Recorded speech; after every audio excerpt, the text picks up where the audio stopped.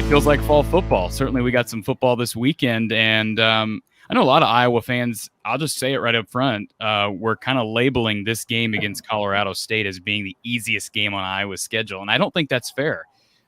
Given what we saw to Colorado State last week against Toledo, do you want to kind of fill those who are kind of unfamiliar with the Rams in on what happened last week?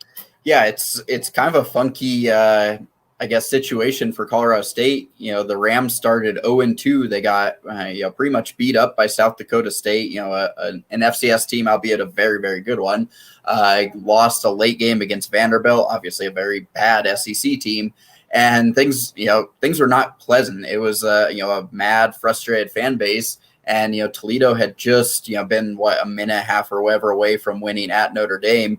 And most people, betting lines, everyone kind of thought Toledo would roll over CSU, and Colorado State really played well. The defensive front, I think, was the highlight of that game. They just completely shut down Toledo. I think Toledo had 28 rush attempts for 21 yards, a pretty phenomenal number there. Colorado State had a bunch of sacks.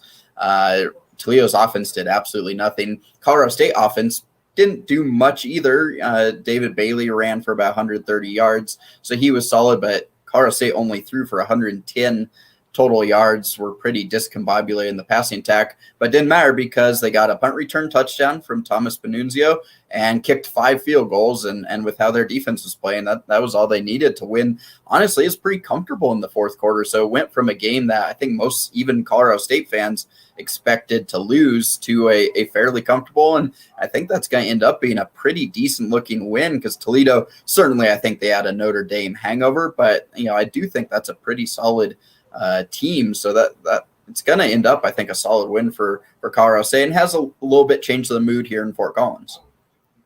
And of course, Iowa fans are familiar with Steve Addazio. He was I believe, the head coach at Boston College when Iowa played them in 2017. Yep. So these two head coaches are familiar with each other. I want to touch on something you just brought up, Kevin, and that is special teams, because that's something that really was impressive this past weekend for Colorado State against Toledo, but not something, my understanding, I didn't watch a lot of Rams football last year, but something that was a struggle last season. Talk a little bit about special teams. Yeah, last year, obviously, it was weird in a bunch of ways. Colorado State had probably one of the weirder seasons of everyone in the pandemic year. They only played 4 games out of 8 scheduled due to various things that we could talk for an hour about if we wanted to. But in back-to-back games, which I think were 3 weeks apart because of a couple cancellations, Colorado State gave up 5 special team touchdowns in a span of 6 quarters. It's stunning. I'd never seen anything like it. And the special teams pretty much all season struggled. And Steve Addazio, Colorado State doesn't have a special teams coach. Steve Addazio basically runs it himself.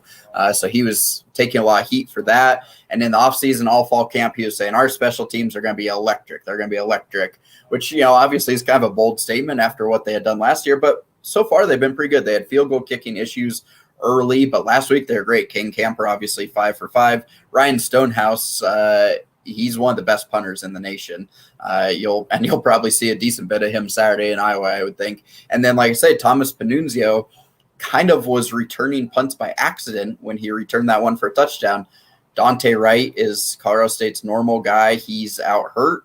So they put in a freshman, Jarek Robinson. He muffed 2 punts. So he kind of got the hook there, and Panunzio, who is a cool story in his own right, returns one for a touchdown. And yeah, it was a great flip for Colorado State because, last year the special teams were very, very bad. So really, a nice feather in the cap for Steve Addazio there, because right now he's, backing up his statements about that special teams play.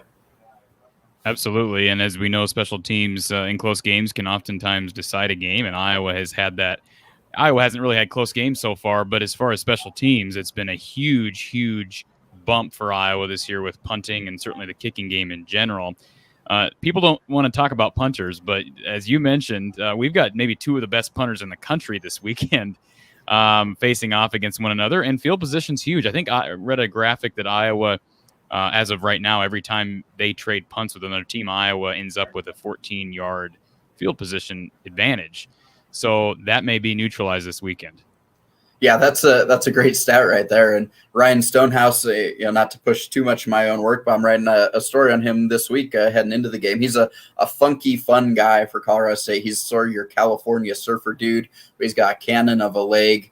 Really flips field position. He had I think it was an 81-yard punt early this season against Vanderbilt. I think that was.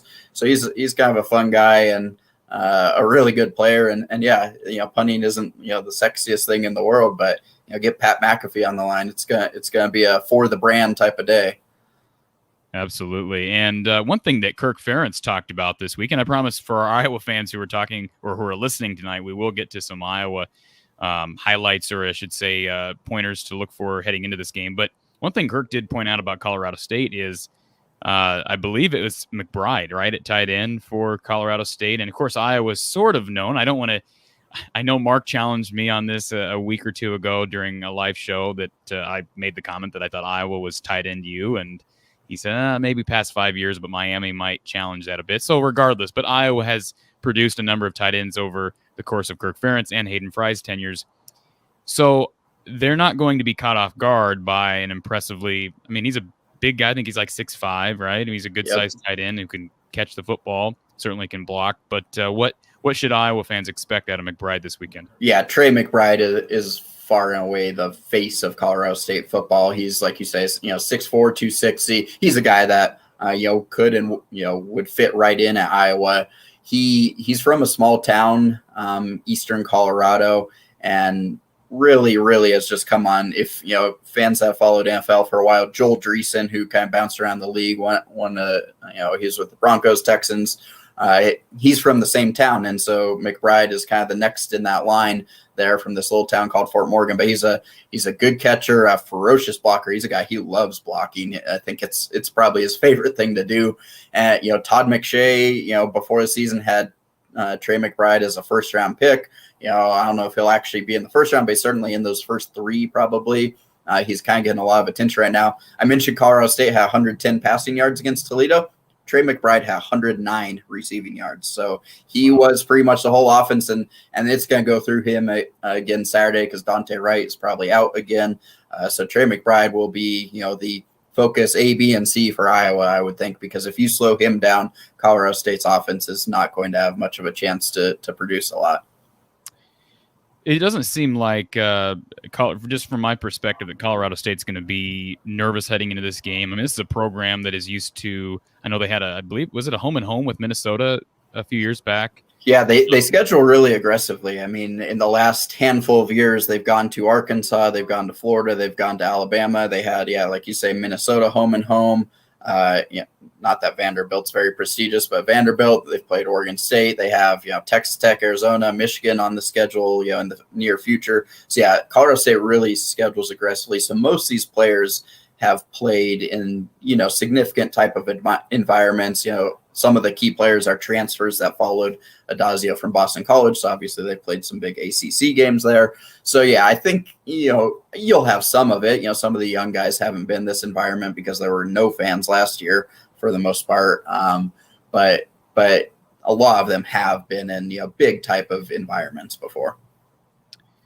And I think you touched on it, but Toledo nearly knocked off Notre Dame. And I think that's a pretty solid Notre Dame team, as they always tend to be. But this was a convincing win for Iowa fans who are kind of taking Colorado State for granted. This was a 22-6 pounding. I mean, there was no doubt in this game. And former Iowa coach Don Patterson, who joins us each and every week after each Iowa game to break down the Iowa games, he does analytics for all of Iowa's opponents, and he broke down that Toledo Colorado State game. And I believe he said there were and again, I'm just spitballing this, but 18 parameters that were crucial for victory. And I think Colorado State won 15 of the 18. So this wasn't a fluke by any means.